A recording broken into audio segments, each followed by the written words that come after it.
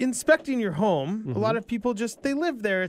They kind of get into this inertia of things are fine. I live here. Everything is just as it is. And you don't see things as they change or get worse or need upkeep. Well, and you're not monitoring anything. Like if you're looking at say your portfolio, as Dennis was talking about, your finances, it's very easy. There's a numerical value that goes up and down on the value of maybe your portfolio. When you start looking at maybe how healthy your home is to live in, there really is no numerical value. Nobody's going to go in and go, man, my house lost 1% of its healthiness today. Yeah. Which is why even more than in the financial world, somebody who wants to live in a healthy home, if they value their health, needs somebody to come in and tell them what's working and what's not, don't they? That's for sure. Yeah, things change over time. Well, materials degrade, or we have storms, water intrusion, or just or new products. We go out and buy new furniture. We go out and buy or have a renovation done.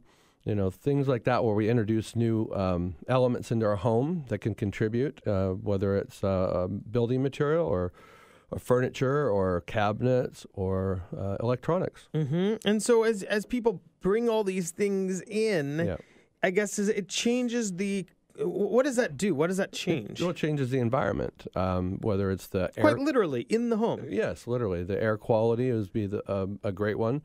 And then the electromagnetic environment also, which is from the wiring of your house and also the wireless system. I was just reading something actually this morning where they're coming out with. So now wireless is being run in the 2.4 gigahertz to like 6 gigahertz.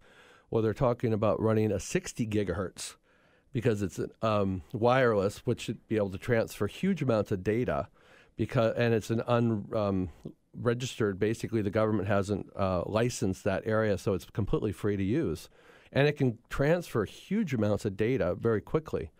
But there's no known health effects of that kind of high. I mean, eventually you're like, we're all living under power lines, right? Pretty much.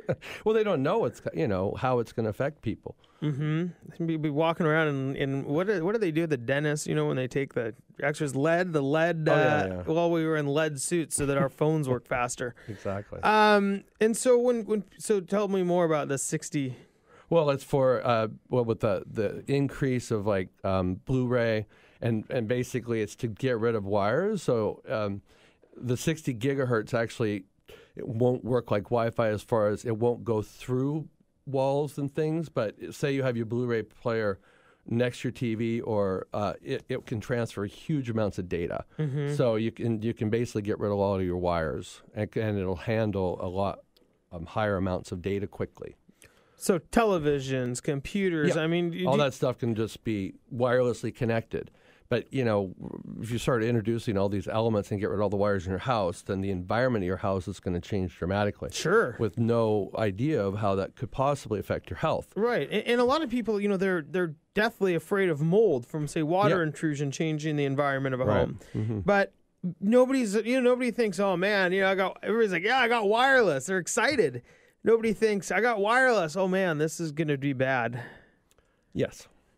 Well, over time, the studies are showing you do, of course, Scott. Most people don't. It can contribute to health issues, and I think over time there will be more and more studies that show that.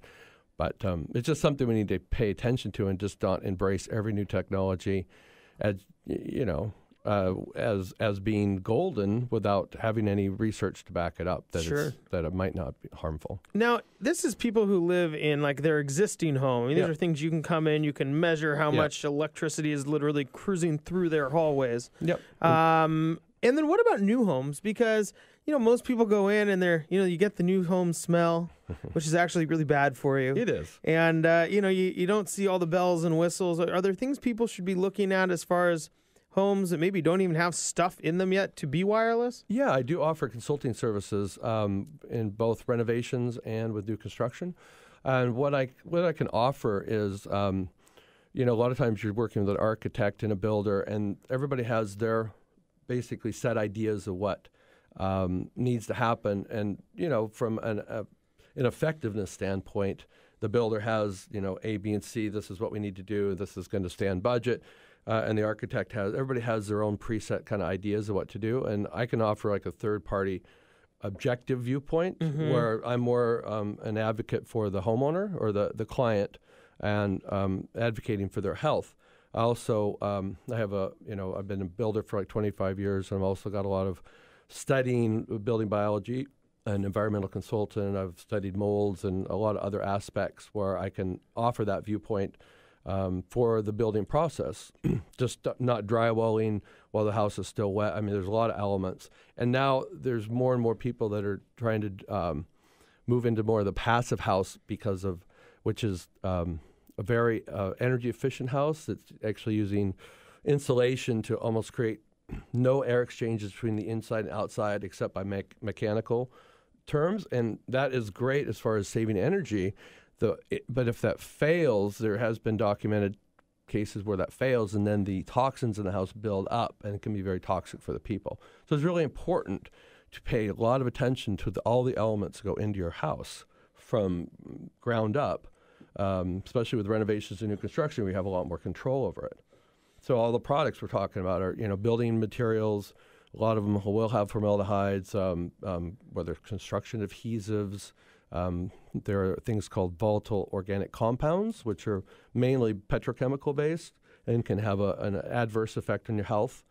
And also, during the building process, you got to make sure that things get dried out. There has been a lot of instances where even new homes will have mold in them because the building process is on a timeline where maybe the drywallers come in before the house is completely, it rained the day before the drywallers come in, or whatever. It's not even that the builders are doing anything wrong per code or per custom, but it might actually lead to problems down the road. So I'm just going to be an advocate to make sure that the whole process runs smoothly and keeping the health of the client in mind. Yeah, and it would seem that a lot of people maybe don't take the steps to not only get a consultant as they're going through this process, but maybe aren't even thinking about it at all. Do you think there's a lack of awareness into what all the components of what go into a new home or a remodeled home and what those components can do to somebody's health? Yes, I think there's a real lack of knowledge, basically. And it doesn't become obvious until there's a problem. But a lot of these issues, it's like, the new carpet smell. Some carpets don't have chemicals in them, but some are full of formaldehyde, the pads and everything. So you walk into a new home with a new carpet smell, just like a new car smell. Mm-hmm. It's like, oh, that smells like a new home. But, are those smells basically toxic chemicals? That's a question we have to ask. Yeah, are they usually? Generally.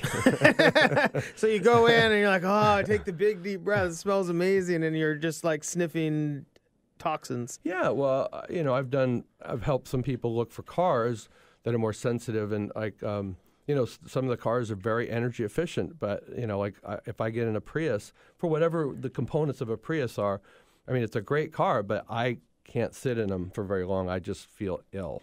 It's kind of interesting, Scott, because you're more of like, save the human, not the environment in some of this stuff.